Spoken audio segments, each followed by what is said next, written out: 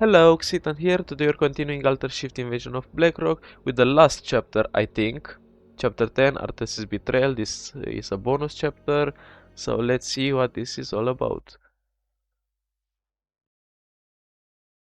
Later that week, Arthas arrives in Dreneron.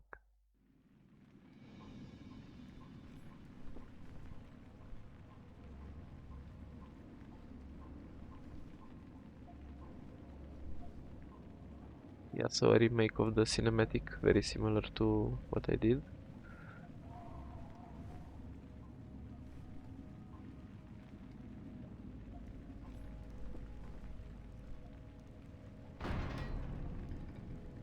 Ah, my son, I knew you'd come home an honorable warrior. Warchief Terenas. You no longer need to sacrifice for the Horde. You no longer need to bear the weight of your mantle. I've taken care of everything. What is this? What are you doing, my son? Purifying you, father.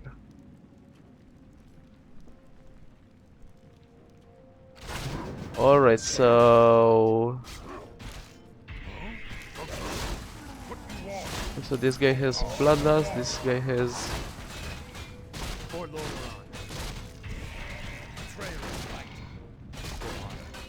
Huh, so I need to... Alright. I need to kill these guys. So he also... He can also use the runes. And he can purge my... And I also have no inventory. Is there danger? Certainly. Feel my wrath. A sound. Yeah, I've lost that guy. For Lord Orion. For honor. Of course. You are master. Of course. For honor. Betrayal. Light. Feel my wrath. Betrayal. Light. Yeah, I think this is it, like... Yeah, for succession, kill Warchief Terenas, Arthas heeding the angelic voice of Foehammer is being pushed to dismantle the Horde by slaying the Warchief, Arthas' own father, Terenas. Thus, he will march in under the pretense that he's coming home, only to fight his father directly in the throne room. Justice.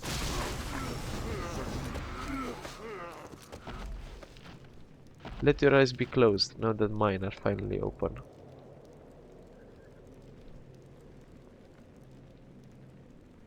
The Blackrock clan will fall.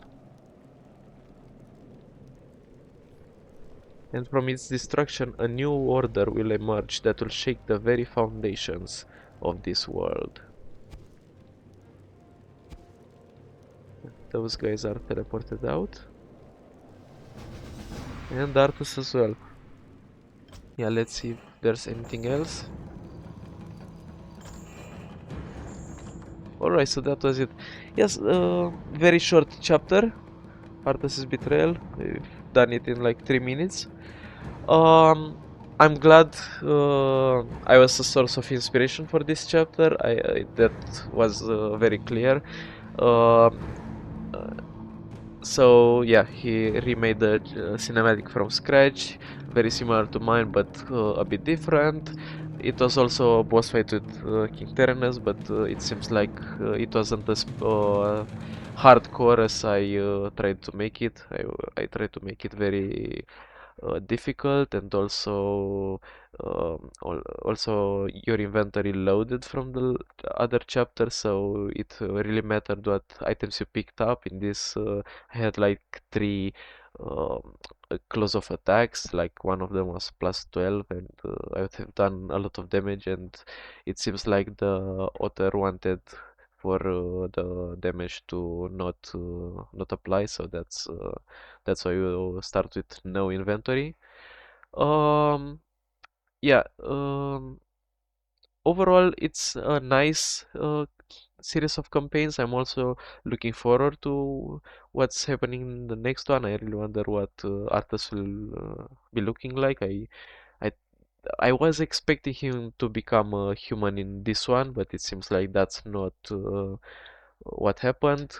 So currently he's still an orc. Maybe when he gets teleported, he will become a human right in front of Tychondrius, just like in the original when you see Arthas as a human and then as undead already on his horse in the next campaign with no explanation. Maybe that's what will happen here, or maybe he morphs instantly in front of Tychondrius. It remains to be seen. I hope his paladin form will also have something similar with his orc form, like the illusions. I really like those. They were very powerful and helped me a lot. This is also something I have to say about the campaign. The illusions really made it feel a bit too easy, I guess. I don't want this to or to become too hard because of the feedback I'm giving, but it kind of felt like he was a very powerful hero, and a lot of times I felt like you don't really need an army behind him. He can take care of a lot of things. Yeah. Overall, the campaign was nice, and as for the orc faction, I think it's interesting to change the sub races of the units. So the Wind Rider is now a troll, and the your ranged attacker is now a Tauren, and your hard unit, like instead of the Tauren, you have this like champion, like Brute Guard unit, which is now an Orc. I think this is interesting, but there are two main things I think should be improved. One of them is that the troll regeneration was absent, so I think it should be maybe in the bestiary or somewhere like that, so the Witch Doctor and the Wind Rider can have it.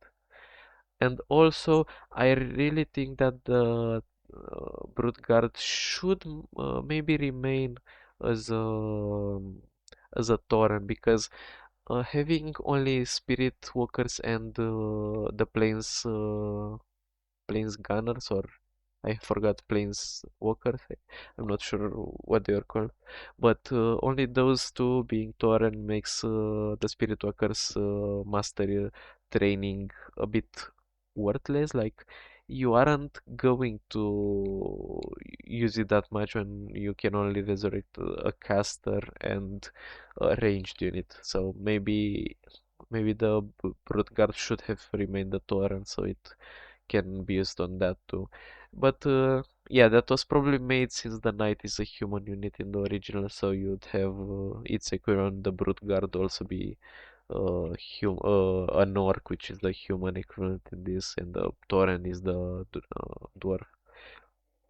And yeah, as I noticed prior, I think Muradin deserves his own Tauren chieftain skin or model. Yeah, because Jaina and Malgenis and everyone else, they all have an interesting model that sets them apart from their original. Because in this, I can't tell him apart from Cairn or from a normal melee Torrent chieftain. He looks exactly the same.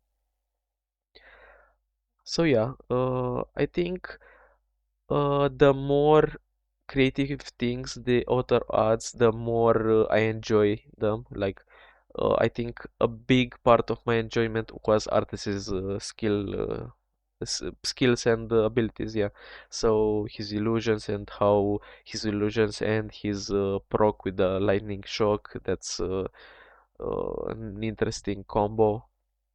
And yeah, Jaina also with her water shield. That was nice.